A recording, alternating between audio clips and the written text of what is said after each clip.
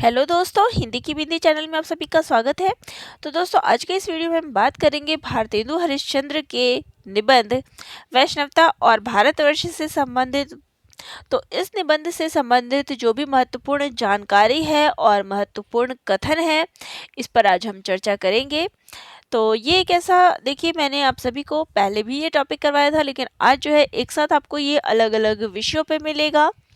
तो इस निबंध में क्या क्या चीज़ें महत्वपूर्ण है या क्या क्या चीज़ें आपको पढ़नी है, जो जानकारी होनी चाहिए इस निबंध से संबंधित, तो इतनी चीज़ें अगर आपने पढ़ ली तो परीक्षा के लिए इतनी ही चीज़ें आपके लिए काफ़ी है।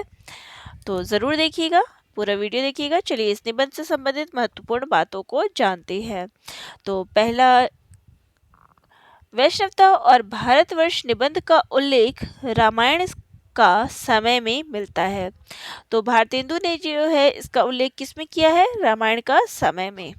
इस निबंध के अनुसार सबसे प्राचीन मत किसको माना गया है? वैष्णव को माना गया है। तो यहाँ पे जैसे कि नाम से ही पता चलता है कि वैष्णवता, तो वैष्णव की बात की गई है। वैष्णवता और भारतवर्ष किस प्रकार का निबंध है? तो ये भारतेंदु कृत धर्म संबंधी निबंध है।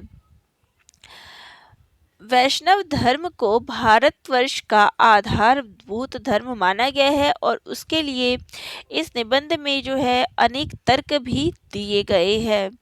इस निबंध में धार्मिक पतन के साथ तत्कालीन दुखावस्था, पराधीनता, दरिद्रता, विचारों की संकीर्णता आदि पर व्यंग किए गए हैं और इसके साथ ही इससे उबरने की दिशा भी बताई गई है। सांस्कृतिक गौरव, कुरीतियों के बारे में भी बताया गया है। विभिन्न धर्मों में एकता स्थापित करने की बात जो है इस निबंध में कही गई है।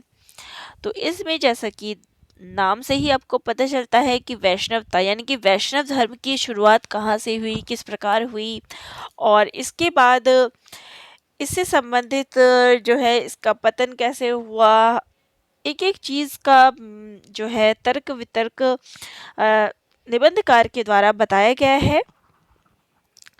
तो नाम से भी आप जब इसके कथन आए तो थोड़ा सा आइडिया लगा सकते हैं कि उस समय जो है किस प्रकार से धर्म का जो है पतन हमारे देश में हुआ था, किस प्रकार से अलग अलग धर्म में बंटवारा हुआ, अलग अलग धर्म बने, हर चीज का विवरण इस निबंध में देखने को मिलता है। तो चलिए अब इसके महत्वपूर्ण कथनों को देखते हैं। तो यहाँ पे इसके कथनों को शुरू करते हैं। यदि विचार करके देखा जाएगा तो स्पष्ट होगा कि भारतवर्ष का सबसे प्राचीन मत वैष्णव है। हमारे आर्य लोगों ने सबसे प्राचीन काल में सभ्यता का अवलंबन किया और इसी हेतु क्या धर्म क्या नीति सब विषय के संसार मात्र की ये दीक्षा गुरु है। अगला कथन है, आर्यों ने आदिकाल से सूर्य ही को अपने जगत का सबसे उपकारी और प्राणदाता समझकर ब्रह्म माना और इनका मूल मंत्र गायत्री, इसी से इन्हीं सूर्य नारायण की उपासना में कहा गया है। अगला कथन है, इसी सूर्य का वेद में नाम विष्णु है क्योंकि इन्हीं की व्यापकता से जगत स्थित है। इसी से आर्यों में सबसे प्राचीन एक ही देवता थे और इसी से उस काल के सभी आर्य वैष्णव थे। तो इस प्रकार से जो है अलग अलग चीजें जो है बताई गई है धर्म से संबंधित। अगला कथन है, आर्यों का दूसरा देवता अग्नि है। अग्नि यज्ञ है और यज्ञो व विष्णु, यज्ञ ही से रुद्र देवता माने गए। आर्यों के एक छोड़कर दो देवता हुए, फिर 3 और 3 से 11 को त्रिविध करने 33 और इस 33 से 33 करोड़ देवता हुए। इस विषय का विशेष वर्णन अन्य प्रसंग में करेंगे। यहाँ केवल इस बात को दिखलाते हैं कि वर्तमान समय में भारतवर्ष से और वैष्णवता से कितना घनिष्ठ संबंध है। तो यहाँ पे लेखक ने, जो निबंधकार है भारतेंदु जी ने, साफ साफ ये बताया है कि यहाँ पे इस किस प्रकार से जो देवता थे, किस प्रकार से उनमें परिवर्तन हुआ, कौन से देवता कैसे निर्मित हुए, और भारतवर्ष से जो वैष्णवता का संबंध है वो किस प्रकार का है, ये सभी बातें उनके इस निबंध में देखने को मिलती है। वैष्णवों में मध्य और रामानुज को छोड़कर और इन्हीं में भी निरे आग्रही हैं, वे ही तो साधारण स्मार्तों से कुछ भिन्न है, नहीं तो दीक्षित वैष्णव भी साधारण जन समाज से कुछ भिन्न नहीं, और एक प्रकार के अदीक्षित वैष्णव तो सभी है। पश्चिमात्य विद्वानों का मत है कि आर्य लोग जब मध्य एशिया में थे तभी से लोग विष्णु का नाम जानते हैं। पंडितवर बाबू राजेंद्र लाल मित्र ने वैष्णवता के काल को 5 भागों में विभक्त किया है। तो ये 5 चीजें कौन सी है? वेदों के आदि समय की वैष्णवता, ब्राह्मण के समय की वैष्णवता, पारणी के और इतिहासों के समय की वैष्णवता, पुराणों के समय की वैष्णवता और आधुनिक समय की वैष्णवता। तो ये इन 5 भागों में विभाजित किया गया है और इन पांचों चीजों को याद रखिएगा, हो सकता है आपको अलग से इन पे प्रश्न पूछ लिया जाए। अगला कथन है, ऋषियों विष्णु के ऊंचे पद को देखो जो एक आग की भांति आकाश में स्थिर है। पंडितों स्तुति गाकर विष्णु के ऊंचे पद को खोजो इत्यादि। ब्राह्मणों ने इन्हीं मंत्रों का विस्तार किया है और अब तक यज्ञ होम श्राद्ध आदि सभी कर्मों में ये मंत्र पढ़े जाते हैं।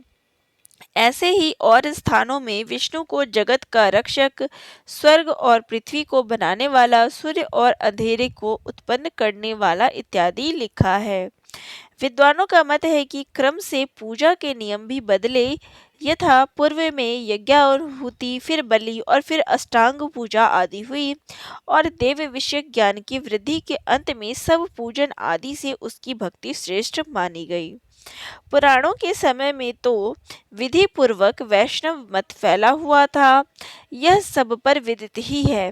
वैष्णव पुराणों की कौन कहे, शाक्त और शैव पुराणों में भी उन देवताओं की स्तुति उनको विष्णु से संपूर्ण भिन्न करके नहीं कर सके हैं।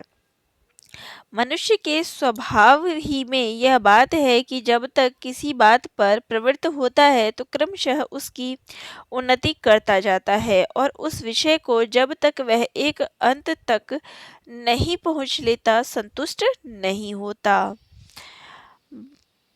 आगे कथन है, भारतवर्ष में जैसे धर्म रुचि अब है उससे स्पष्ट होता है कि आगे चलकर वैष्णव मत में खाने पीने का विचार छूटकर बहुत सा अदल बदल अवश्य होगा। तो देखिए समयानुसार किस प्रकार से भारतवर्ष में जो ये वैष्णव मत है किस प्रकार से बदलाव हुए हैं, इन सभी बातों का जिक्र देखने को मिलता है। जिस भाव से हिंदू मत अब चलता है उस भाव से आगे नहीं चलेगा। अब हम लोगों के शरीर का बल न्यून हो गया, विदेशी शिक्षाओं से मनोवृत्ति बदल गई, जीविका और धन उपार्जन के हेतु अब हम लोगों को 5-5, 6-6 पहर पसीना चुआना पड़ेगा। रेल पर इधर से उधर, कलकत्ते से लाहौर और बम्बई से शिमला दौड़ना पड़ेगा। सिविल सर्विस का, बैरिस्ट्री का, इंजीनियरिंग का इम्तिहान देने को विलायत जाना होगा। बिना यह सब किए काम नहीं चलेगा, क्योंकि देखिए क्रिस्तान, मुसलमान, पारसी यही हाकिम हुए जाते हैं। हम लोगों की दशा दिन दिन हीन हुई जाती है। अगला कथन है, जब पेट भर खाने को ही ना मिलेगा तो धर्म कहाँ बाकी रहेगा। इसी से जीव मात्र के सहज धर्म उदर पूर्ण पर अब ध्यान दीजिए, परस्पर का बैर छोड़िए। आगे कथन है, भीतर तुम्हारे चाहे जो भाव और जैसी उपासना हो, ऊपर से सब आर्य मात्र एक रहो। धर्म संबंधी उपाधियों को छोड़कर प्रकृत धर्म की उन्नति करो। तो ये सारे जो है इस निबंध से संबंधित महत्वपूर्ण कथन थे। तो अब आपको मैंने 2 निबंधों के बारे में संपूर्ण डिटेल दे दी है। इसके बाद जो है आपको आगे के निबंधों के बारे में भी इसी प्रकार से मिलेगा और आगे हर टॉपिक से ऐसे ही जानकारी आपको मिलती रहेगी। किसी टॉपिक में कोई समस्या हो तो कमेंट ज़रूर कर दीजिएगा। किसी परीक्षा की तैयारी से संबंधित कोई कमेंट है तो वो भी ज़रूर बताइएगा। और वीडियो अगर अच्छी लगी तो चैनल को लाइक, शेयर और सब्सक्राइब ज़रूर करिएगा। धन्यवाद।